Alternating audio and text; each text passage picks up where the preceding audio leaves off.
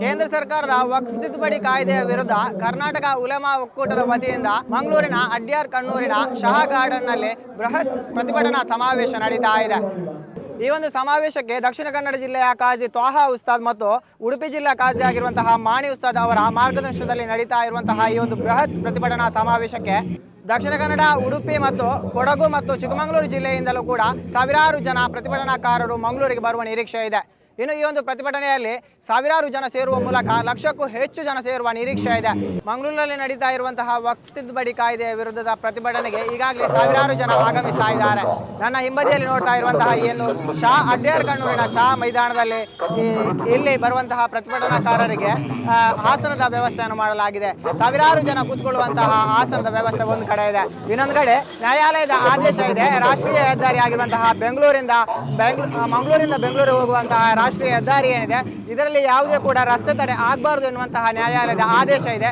ಅದನ್ನು ಕೂಡ ಇಲ್ಲಿ ಪಾಲಿಸಲಾಗ್ತಾ ಇದೆ.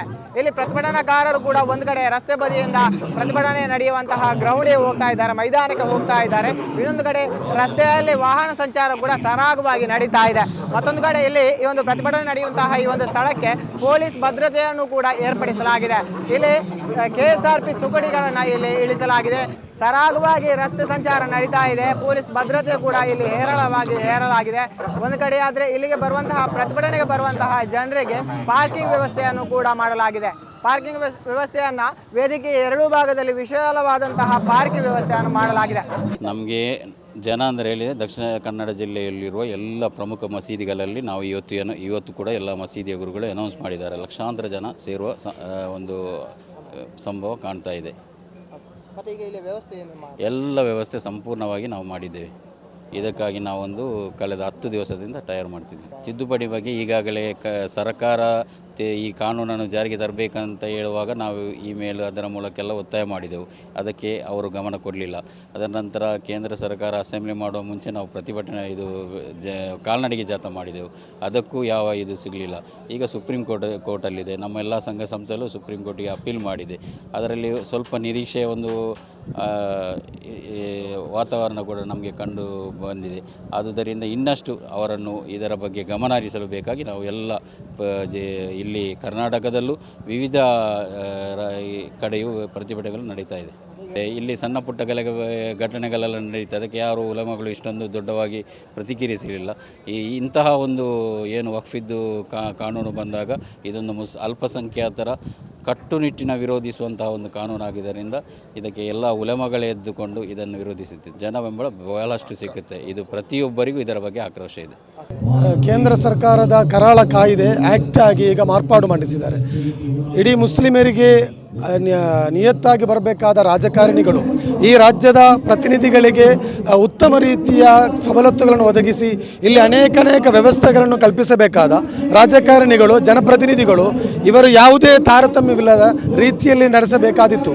ಆದರೆ ಈಗಿನ ಮುಸಲ್ಮಾನರನ್ನು ಮಾತ್ರ ಟಾರ್ಗೆಟ್ ಮಾಡಿ ಮುಸಲ್ಮಾನರಿಗೆ ಕೊಟ್ಟ ಅನೇಕ ಆಸ್ತಿ ಸೊತ್ತು ಸಂಪತ್ತುಗಳನ್ನು ಕೈವಶಪಡಿಸುವ ರೂಪದಲ್ಲಿ ಈ ಕೇಂದ್ರ ಸರ್ಕಾರ ತಂದಂತಹ ಕರಾಳ ಆ್ಯಕ್ಟನ್ನು ನಾವು ವಿರೋಧಿಸುತ್ತಾ ನಮ್ಮ ಇಡೀ ಲಕ್ಷಾಂತರ ಜನಸಾಗರಗಳು ಅಡ್ಯಾರ್ ಕಣ್ಣೂರಿನ ಶಾ ಗಾರ್ಡನ್ನಲ್ಲಿ ಕೆಲವೇ ನಿಮಿಷಗಳಲ್ಲಿ ಸೇರಲಿದ್ದಾರೆ.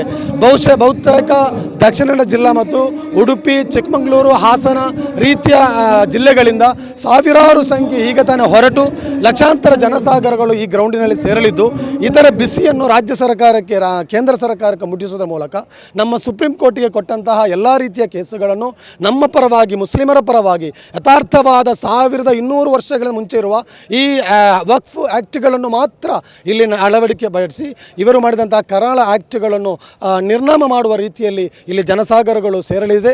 ಆದ್ದರಿಂದ ಕೇಂದ್ರ ಸರ್ಕಾರಕ್ಕೆ ಈ ಜನಸಾಗರಗಳು, ಲಕ್ಷಾಂತರ ಜನಸಾಗರಗಳು ಇದಕ್ಕೆ ಬಿಸಿ ಮುಟ್ಟಿಸುತ್ತಾ ಇನ್ನು ಮುಂದೆಯೂ ಜನಪ್ರತಿನಿಧಿಗಳಾಗಬೇಕಾದವರು ಇಲ್ಲಿನ ವ್ಯವಸ್ಥೆಗಳನ್ನು ಮಾತ್ರ ಮನವರಿಕೆ ಮಾಡಬೇಕು. ಇದು ತಂದಂತಹ ಕರಾಳ ಕಾಯ್ದೆಯಿಂದ ಇಲ್ಲಿ ಅನೇಕ ಲಕ್ಷಾಂತರ ಜನರು ಅದೆಷ್ಟೋ ಕೋಟಿಗಟ್ಟಲೆ ಖರ್ಚು ಮಾಡಿ ಇಂತಹ ಸಮ್ಮೇಳನದಲ್ಲಿ ಸೇರುತ್ತಿದ್ದಾರೆ. ರಿಯಲ್ ಆಗಿ ಇವರು ಸೇರಬೇಕಾದದ್ದು ಇಂತಹ ವ್ಯವಸ್ಥೆಗಳಿಗಲ್ಲ. ಸಾವಿರಾರು ಕಾರ್ಯಕ್ರಮ ಕಾರ್ಯಕ್ರಮಗಳನ್ನು ಮಾಡಬೇಕಾದದ್ದು, ರಸ್ತೆ ಇಲ್ಲದ ಕಡೆಯಲ್ಲಿ ರಸ್ತೆ ಮಾಡಬೇಕು, ಇನ್ನಿತರ ಮೂಲಭೂತ ಸೌಕರ್ಯಗಳು ಮಾಡಬೇಕಾದ ಕೇಂದ್ರ ಸರ್ಕಾರ ಅದರ ಬಗ್ಗೆ ಯಾವುದೇ ಕಿಂಚಿತ್ತು ಚರ್ಚಿಸದೆ ಎಲ್ಲ ಲೋಕಸಭೆಯಲ್ಲೂ ಕೂಡ ಜಾತಿ ಹೆಸರಿನಲ್ಲಿ ಅಲ್ಪಸಂಖ್ಯಾತರನ್ನು ಮಾತ್ರ ಟಾರ್ಗೆಟ್ ಮಾಡುತ್ತಾ ಇಂತಹ ಕರಾಳ ಆಕ್ಟ್ಗಳನ್ನು ತಂದದಕ್ಕೆ ನಾವು ಇಲ್ಲಿ ಬಿಸಿ ಮುಟ್ಟಿಸಲಿದ್ದೇವೆ. ಮುಂದೊಂದು ದಿನ ಅನೇಕ ವರ್ಷಗಳ ಚರಿತ್ರೆಗಳಿರುವಂತಹ ಈ ಇಸ್ಲಾಮಿನ ವಿರುದ್ಧವಾಗಿ ಯಾರೆಲ್ಲ ಫಿರೌನಿರಲಿ ನಮ್ರೂದಿರಲಿ ಯಾರಾದರೂ ಕೂಡ ಅವರಿಗೆ ಕೊಟ್ಟಂತಹ ಅದೇ ನಾಶಗಳು ಇವರಿಗೆ ಕಟ್ಟಿಟ್ಟ ಬುತ್ತಿ ಎಂಬುದರಲ್ಲಿ ಯಾವುದೇ ಸಂದೇಹ ಇಲ್ಲ.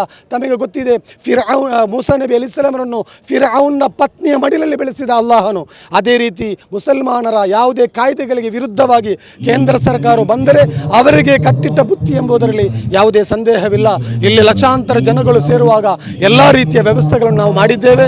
ಅದೇ ರೀತಿ ಪಾರ್ಕಿಂಗ್ ವ್ಯವಸ್ಥೆಗಳಿರಲಿ, ಸೌಹಾರ್ದಯುತವಾಗಿ ಶಾಂತಿಯುತವಾಗಿ ಬಂದ ಜನರಿಗೆ ಯಾವುದೇ ತೊಂದರೆ ಆಗದ ರೀತಿಯಲ್ಲಿ ಇಲ್ಲಿರುವ ನೆರೆಕರಿಯಾದ ಹಿಂದೂಗಳು, ಕ್ರಿಶ್ಚಿಯನ್ನರು, ಅನೇಕ ಜಾತಿಯ ವರ್ಗದ ಜಾತಿಯವರು ನಮ್ಮ ಪರಿಸರದಲ್ಲಿದ್ದಾರೆ. ಯಾರಿಗೂ ಕೂಡ ತೊಂದರೆ ಆಗದ ರೀತಿಯಲ್ಲಿ ಸೌಮ್ಯವಾದ ಸೌಹಾರ್ದತೆಯಾದ ಪ್ರತಿಭಟನೆಯ ಸಮಾವೇಶವನ್ನು ಉಲಮಾ ಕೋಆರ್ಡಿನೇಷನ್ ವತಿಯಿಂದ ನಾವು ಮಾಡಿದ್ದೇವೆ. ಉತ್ತಮವಾಗಿ ಬೆಳವಣಿಗೆ ಇದೆ. ಯಾವರಿಗೆ ಒಂದೇ ರೀತಿಯ ತೊಂದರೆ ಬರದ ರೀತಿಯಲ್ಲಿ ಈ ಸಮ್ಮೇಳನ ನಾವು ಮುಗಿಸಲಿದ್ದೇವೆ. 6:30ಕ್ಕೆ ನಮ್ಮ ಈ ಸಮ್ಮೇಳನವು ಪ್ರತಿಭಟನೆ ನಾವು ಮುಗಿಸಿ ಸಂದೇಶವನ್ನು ನಾವು ಸಮೂಹಕ್ಕೆ ನೀಡಲಿದ್ದೇವೆ. ನೋಡಿ, ನಮ್ಮ ರಾಜ್ಯದ ಜನರಿಗೆ ಇನ್ನೂ ಕೂಡ ವಕ್ಫ್ನ ಬಗ್ಗೆ ಮಾಹಿತಿ ಇಲ್ಲ. ಇದು ನಮ್ಮ ಪೂರ್ವಜರು, ನಮ್ಮ ಹಿರಿಯರು ಅಲ್ಲಾಹನಿಗೆ ಬೇಕಾಗಿ, ಮಸೀದಿಗಳಿಗೆ ಬೇಕಾಗಿ, ಕಬ್ರಿಸ್ತಾನಗಳಿಗೆ ಬೇಕಾಗಿ ದಾನ ಮಾಡಿದಂತಹ ಒಂದು ಭೂಮಿ. ಆ ಭೂಮಿಯನ್ನು ನಿರ್ವಹಣೆ ಮಾಡಲು ನಮ್ಮ ಕೇಂದ್ರ ಸರ್ಕಾರವು ಕಳೆದ 1993ರಲ್ಲಿನ ಆ ಒಂದು ಕಾಯ್ದೆ ಏನಿದೆ ಅದು ಸಂಪೂರ್ಣವಾಗಿ ಮುಸಲ್ಮಾನರ ಪರವಾಗಿತ್ತು. ಅಂದರೆ ಇದು ಮುಸಲ್ಮಾನರ ಆಸ್ತಿ, ಮುಸಲ್ಮಾನರೇ ನಿರ್ವಹಣೆ ಮಾಡಬೇಕು ಅನ್ನುವಂತಹ ಒಂದು ಉದ್ದೇಶ. ಈಗ ಏನಾಗ್ತಾ ಇದೆ ಅಂದರೆ ಸೆಕ್ಯುಲರಿಸಮ್ ಅನ್ನುವಂತಹದ್ದು ಕೇವಲ ಮುಸಲ್ಮಾನರಿಗೆ ಮಾತ್ರ ಸೀಮಿತವಾಗಿರುವಂತಹ ನಮಗೆ ಕಾಣ್ತಾ ಇದೆ. ಅಂದರೆ ನಮಗೆ ಗೊತ್ತಿರುವಂಥ ಇದು ಅಸಂವಿಧಾನಿಕವಾದಂತಹ ಒಂದು ತಿದ್ದುಪಡಿಯಾಗಿದೆ. ಸಂವಿಧಾನದ 26ನೇ ಆರ್ಟಿಕಲ್ನಲ್ಲಿ ರೈಟ್ ಟು ರಿಲಿಜಿಯಸ್ ಏನು ಫ್ರೀಡಮ್ ಅಫೇರ್ಸ್ ಇದೆ, ಅದಕ್ಕೆ ವಿರುದ್ಧವಾಗಿ ಈ ಒಂದು ಕಾನೂನನ್ನು ಈಗ ತಂದಿದ್ದಾರೆ.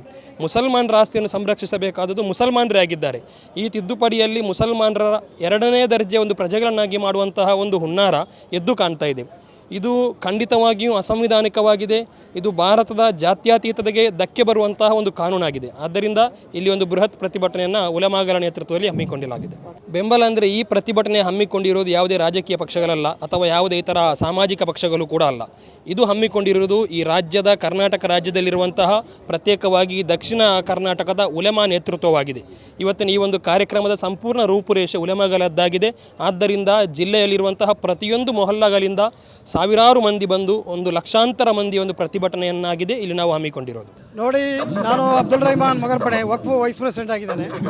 ಬಹುಶಃ 2 ಕಾಜಿಗಳ ನೇತೃತ್ವದಲ್ಲಿ ಇವತ್ತು ಕರ್ನಾಟಕದಲ್ಲಿ ಏನು ನಾವು ದಕ್ಷಿಣ ಕನ್ನಡ ಏನು ವಿದ್ಯಾವಂತರ ಜಾಗ ಅಂತ ಹೇಳುವಂಥ ಮಂಗಳೂರಿನಲ್ಲಿ ವಕ್ಫ್ ಸಂಬಂಧಪಟ್ಟ ಹಲವಾರು ಇದು ಕಮ್ಮಿ. ಆದರೆ 95 ಉತ್ತರ ಕರ್ನಾಟಕದಲ್ಲಿ ಇದೆ. ಆದರೆ ಕರ್ನಾಟಕ ಈ ದೇಶದಲ್ಲಿಯೇ ನಂಬರ್ 1 ವಕ್ಫ್ ಬೋರ್ಡಿನ ವಿಷಯದಲ್ಲಿ.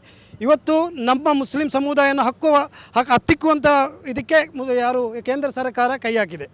ನನ್ನ ಮಾತು ಹೇಳ್ತಾ ಇರುವುದೆಂದರೆ, ನಮ್ಮ ದಮನದ ಕಾರ್ಯ ಸಣ್ಣ ಪುಟ್ಟನ್ನು ಕಟ್ ಮಾಡಿ ಈಗ ತಲೆಯನ್ನೇ ಕಟ್ ಮಾಡುವಂಥ ಒಂದು ವಿಷಯಕ್ಕೆ ಕೇಂದ್ರ ಸರ್ಕಾರ ಕೈ ಹಾಕಿದೆ. ದಯವಿಟ್ಟು ನಾವು ಅವರಿಗೆ ಹೇಳ್ತಾ ಇರುವಂಥ ವಿಷಯ, ವಕ್ಫ್ ಸಂಬಂಧಪಟ್ಟ ವಿಷಯದಲ್ಲಿ ನೀವು ಕೈ ಬಿಡಬೇಕು ಅಂತೇಳಿ.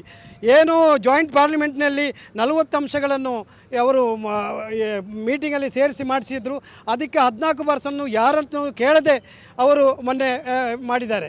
ಇದು ಎಲ್ಲಿ ಮಾಡಿದ ಮೀಟಿಂಗ್ ಅಂದರೆ ಇದೊಂದು ಜನಪ್ರತಿನಿಧಿಗಳು, ಸಂಸದರು, ಜಾಯಿಂಟ್ ಪಾರ್ಲಿಮೆಂಟ್ ಕಮಿಟಿಯವರು ಸೇರಿ ಮಾಡಿದ್ದಲ್ಲ.